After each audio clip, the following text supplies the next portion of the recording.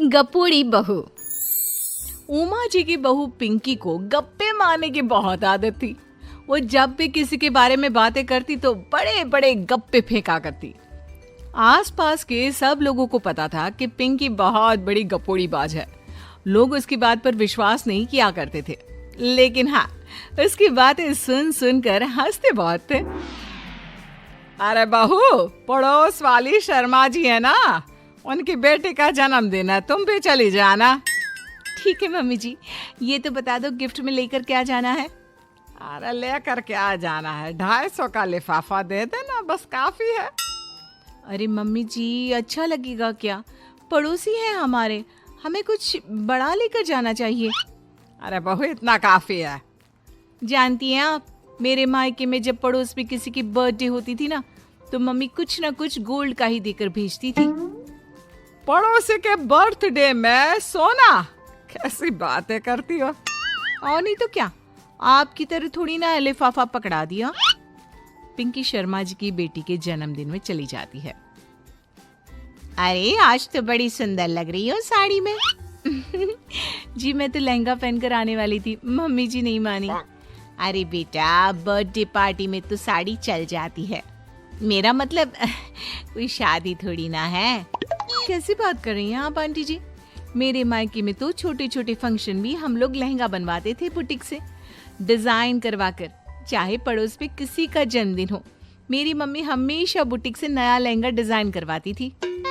मैंने तो ऐसा कहीं नहीं देखा, ये तो तुमने आज बड़े कमाल की बात बताई। अरे जाने दीजिए, कोई बात नहीं। और बताइए, आपकी बेटी नजर नहीं आ रही? अरे भाभी, मैं यहाँ हूँ, ये देखिए मेरा ड्रेस कैसा लग रहा है। ठीक ही है, मतलब बर्थडे के हिसाब से थोड़ा हल्का है ना। अरे भाभी, इतना सुंदर गाउन पहना है मैंने।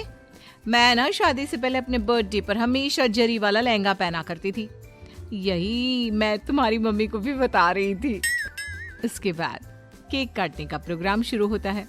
सब लोग इकट्ठे हो जाते हैं। शर्मा जी की बेटी का केक देखकर पिंकी से रहा नहीं जाता। उसके अंदर का गपोड़ी बाज बाहर निकल कर आ जाता है। अरे इतना छोटा सा केक! अरे बेटा, मेहमानों के हिसाब से ही है, जितने लोग इतना बड़ा केक। आंटी जी, कम से कम 4 या 5 मंजिल वाला केक तो बनाना चाहिए था। आपकी बेटी का बर्थडे रोज रोज थोड़ी ना आता है।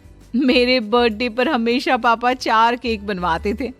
सारे केक 4-4 मंजिल के होते थे।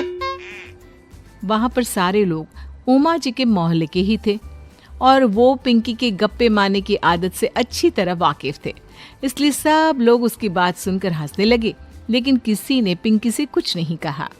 एक दिन सुबह सुबह पिंकी ने अपनी सास से कहा, मम्मी जी, मेरे मम्मी पापा मुझसे मिलने के लिए यहाँ आ रहे हैं। अरे वाह, ये तो बहुत अच्छी बात है। उनके आने की तैयारी करो, अच्छा अच्छा खाना बनाओ। वैसे कब तक आएंगे? मम्मी जी फ्लाइट से आ रहे हैं, कल शाम को 4 बजे की फ्लाइट है। फ्लाइट? लेकिन बेटा, तेरा मायका तो यहाँ से 2 घंटे की दूरी पर है। तेरे मम्मी पापा फ्लाइट से कब से आने लगे? अरे मम्मी जी, आपको पता नहीं है, मेरे मम्मी पापा ना आधे घंटे की दूरी के लिए भी फ्लाइट का टिकट बुक करवाती है।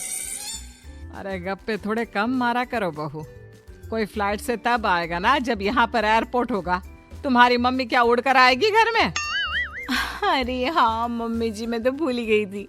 वो क्या ना, मेरे मम्मी पापा हमेशा फ्लाइट से ही ट्रैवल करते हैं, तो मेरे दिमाग से ही निकल गया था। अगले दिन पिंकी के मम्मी और पापा पिंकी से मिलने के लिए उसके घर आते हैं। आइए आइए जी, आपका बहुत बहुत स्वागत है। और समदन जी, हमारी बेटे की कोई शिकायत तो नहीं ना? ठीक से संभाल लिया है ना आपका घर? अरे मेरी बहू बहुत समझदार है, घर का काम बहुत अच्छे तरीके से करती है। बस थोड़ा ज्यादा बोलने की आदत है उसे, आपको परेशान करती होगी ना? बात तो आपकी सही है, उसकी थोड़ा ज्यादा नहीं बहुत ज्यादा बोलने की आदत है। लेकिन कोई बात नहीं, आपकी बेटी दिल की बहुत अच्छी है, बस थोड़ा बोलती ही तो ज्यादा है। पिंकी बेटा, इधर आओ, देखो तुम्हारे मम्मी पापा आए हैं। तुमने इनके लिए खाना तो बना लिया ना? वो क्या है ना मम्मी जी, आपसे एक बात कहनी थी।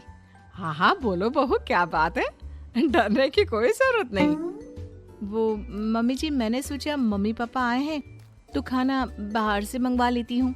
अरे कोई बात नहीं बेटा, वैसे भी तुम किचन में काम करने लग जाती तो अपने मम्मी पापा से बात कब करती।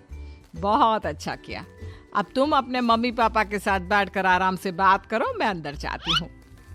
शाम का वक्त जैसे ही दरवाजे की घंटी बजी, 3-4 लोग हाथों में खाने की बहुत सारे पैकेट लेकर उमा जी के घर पहुंच गए। अरे भाई कौन है आप लोग, लगता है गलत पते पर आ गए। नहीं नहीं माँ जी, हम तो खाने का ऑर्डर डिलीवर करने आए हैं, यहीं से बुकिंग मिली थी। अरे नहीं नहीं, आपको कोई गलत फहमी हुई है। हमारे यहाँ तो 2 ही मेहमान आए हैं। आपके हाथ के पैकेट देखकर लगता है इसमें 50 लोगों का खाना है। माँ जी आपने सही समझा, खाना तो इसमें 50 लोगों का ही है, क्योंकि हमें ऑर्डर यहीं से 50 लोगों का मिला है। अरे लेकिन इतना सारा खाना, कहीं मेरी बहू ने अपनी गप मारने की आदत के चलते ऐसा तो नहीं कर दिया। ये खाना आप रख लीजिए और हमें हमारे पैसे दे दीजिए। अच्छा वैसे कितने का बिल बना है? ज्यादा नहीं, बस 10,000 दे दीजिए। उन लोगों की बात सुनकर उमा जी पिंकी को आवाज देकर वहाँ बुलाती है। जैसे ही पिंकी वहाँ आती है, खुश होते हुए उन लोगों को वहाँ पर खाना रखने के लिए कहती है। अरे इतना सारा खाना क्यों मंगवाया बहू? अरे मम्मी जी, मैंने आपको बताया तो था, मम्मी पापा आए हैं तो मैं खाना बाहर से मंगवा रही हूँ। ये बात सही है बेटा, लेकिन 2 लोगों के लिए 50 लोगों का खाना? अरे मम्मी जी, कुछ कम पड़ जाए तो अच्छे थोड़ी ना लगता है, और मेरे मायके में तो ऐसा ही होता है, एक्स्ट्रा खाना मंगवाते हैं हम लोग। तभी पिंकी के मम्मी और पापा वहाँ पर आते हैं। अरे बेटा, एक्स्ट्रा खाना मंगवाने का मतलब ये थोड़ी ना होता है कि 2 लोगों के खाने के लिए 50 लोगों का खाना मंगवा लो। और बेटा, तुम्हारी गप मारने की आदत के चलते 10,000 का बिल आया है। तुम्हें नहीं लगता ये गलत है? देखो बहू, बढ़ा चढ़ाकर बातें करना अपनी जगह, लेकिन इतनी बड़ी बड़ी फेंकना भी गलत है ना। पहली बात तो इतने सारे पैसे लगे, और दूसरी बात खाना वेस्ट होगा।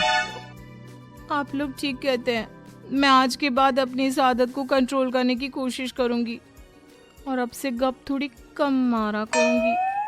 पिंकी की बात सुनकर सब लोग हंसने लगे।